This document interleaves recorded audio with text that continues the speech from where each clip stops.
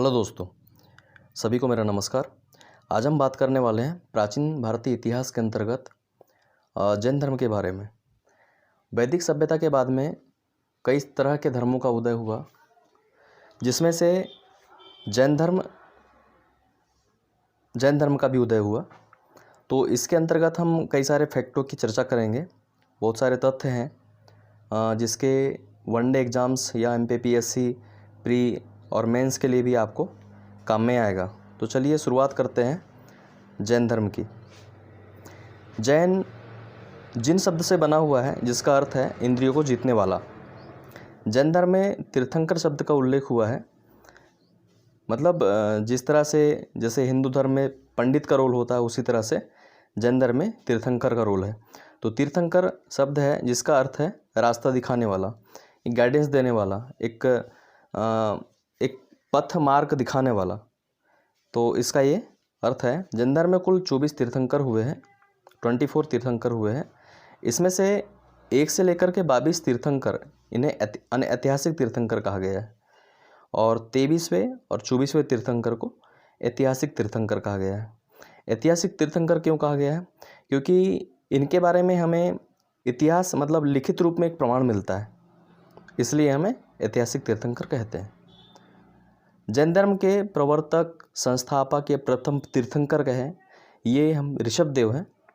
ऋषभदेव का प्रतीक चिन्ह जो है वो वृषभ है। वृषभ मतलब बैल, इनका प्रतीक चिन्ह है। इन्हें आदिनाथ भी कहा जाता है। ये अयोध्या के राजा थे जो इक्ष्वाकु वंश के क्षत्रिय थे। इन्होंने संन्यास धारण कर कैलाश पर्वत पर इन्होंने तपस्या की। ऋग्वेद में इनको विष्णु का अवतार भी कहा जाता है। ऋग्वेद में 4 तरह के वेद हुए: ऋग्वेद, सामवेद, अथर्ववेद और यजुर्वेद। 4 तरह के वेद हुए। ऋषभदेव के 2 पुत्र हुए थे, जिसमें से एक का नाम भरत और दूसरा का नाम बाहुबली था। भरत जो कि अयोध्या के राजा हुए, और इन्हीं के नाम के ऊपर हमारा देश भारत का नाम पड़ा है। दूसरे का नाम बाहुबली, जो कि कर्नाटक के श्रवणबेलगोला में इन्होंने तप किया है। कर्नाटक के जो गंग वंश के मंत्री चामुंडा राय, इन्होंने बाहुबली की मूर्ति गोमतेश्वर का निर्माण कराया है। अच्छा, यहाँ पर प्रत्येक वर्ष महामस्तक अभिषेक नामक त्यौहार मनाया जाता है, जो कि हर 12 वर्ष में होता है। 19वें तीर्थंकर मल्लिनाथ हुए हैं। श्वेतांबर इन्हें महिला मानते हैं। जैन धर्म में 2 पंथ में बटा हुआ था, एक श्वेतांबर और दूसरा दिगंबर। श्वेतांबर जो कि श्वेत वस्त्र धारण करते हैं, और दिगंबर नग्न अवस्था में रहते हैं। तो ये 2 तरह के पंथ हुए। तो श्वेतांबर इन्हें मल्लिनाथ को महिला मानते हैं। 21वें तीर्थंकर नेमिनाथ हुए। 22वें तीर्थंकर अरिष्टनेमि हुए। ऋग्वेद में अरिष्टनेमि को कृष्ण का मित्र कहा गया। भगवान कृष्ण जो थे, इनका मित्र कहा गया है। 23वें तीर्थंकर पार्श्वनाथ हुए। पार्श्वनाथ के बारे में कुछ बात कर लेते हैं हम। तो पार्श्वनाथ का प्रतीक चिन्ह जो है ये सर्प था, और इन्हें प्रथम ऐतिहासिक तीर्थंकर दर्जा प्राप्त है। मतलब सर्वप्रथम इतिहास में कुछ प्रमाण मिले हैं, कुछ लिखित साक्ष्य तो पार्श्वनाथ के नाम से लिखित साक्ष्य मिले, इसलिए हमें प्रथम ऐतिहासिक तीर्थंकर कहते हैं। इनका जन्म काशी में हुआ था। इनके पिता का नाम अश्वसेन था, जो काशी के राजा थे। माता का नाम वामा था, और पत्नी का नाम प्रभावती था। इन्होंने 30 वर्ष की आयु में ग्रह त्याग दिया था, और ये सम्मेत शिखर जो कि झारखंड में है, वहाँ जाकर के तपस्या की थी, और यहीं पर इन्हें कैवल्य की प्राप्ति हुई थी। कैवल्य में ज्ञान की प्राप्ति हुई थी। पार्श्वनाथ के प्रथम अनुयायी उनकी माता बनी। उनकी माता का नाम वामा था। और पार्श्वनाथ ने जैन धर्म को 4 महाव्रत दिए। कौन से थे 4 महाव्रत? असत्य, अहिंसा, अस्तेय, अपरिग्रह। सत्य मतलब सदा सत्य बोलना, सदा सही बोलना। अहिंसा, किसी से झगड़ा नहीं करना, किसी से लड़ाई नहीं करना। अस्तेय, चोरी नहीं करना। और अपरिग्रह, संपत्ति का संग्रहण नहीं। अपरिग्रह में संपत्ति का संग्रहण न करना। 24वें तीर्थंकर महावीर स्वामी हुए। वो महावीर स्वामी बहुत इंपॉर्टेंस रखते हैं जैन धर्म में। इनका प्रतीक चिन्ह शेर था, और इन्हें जैन धर्म में वास्तविक संस्थापक ही माना जाता है। मतलब सबसे ज़्यादा जो लिखित प्रमाण है या फिर लिखित साक्ष्य बोलते हैं, वो इन्हीं के मिले। इनका जन्म 599 BC में हुआ था, ईस्वी में हुआ था, बिफोर क्राइस्ट में। कुंडग्राम में इनका जन्म हुआ। इनके बचपन का नाम वर्धमान था।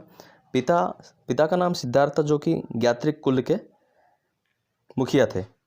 माता का नाम त्रिशला था, जो कि लिच्छवी के राजा जो लिच्छवी नरेश चेटक की ये बहन थी। पत्नी का नाम यशोदा था और पुत्री का नाम प्रियदर्शना। और दामाद इनके जो शादी है, प्रियदर्शना की जो शादी है, ये जमाली के साथ में हुई थी। तो इनका दामाद जो है जमाली हुए।